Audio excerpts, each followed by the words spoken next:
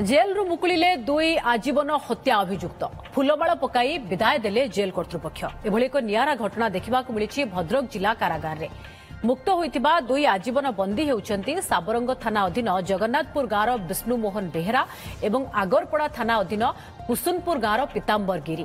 विष्णुमोहन 1999 मसीह एक हत्या मामलें 21 वर्ष जेल दंड भोगी सारी बेले पीतांबर 17 वर्ष जेल रे बंदी भावे दंड भोगी सारी। गतकाली गृह विभाग निर्देशनामा मुताबक आज सकाळे सेमानंकु मुक्ति मिली। व्यवहार परिवर्तन मनस्ताप वयसाधिक्य और समाजर मुख्य स्रोत अवशिष्ट जीवन बिताइबा पई मुक्ति देइछंती जेल कर्तृपक्ष। तेबे आज जेल रु मुकुलिबा बेले देखिबा मिलिथिला भाव विहुल परिवेश। उभय मुक्त बंदी को बेकरे फुलबाड़ पकाई फुल तोड़ा दे विदाय देथिले जेलर।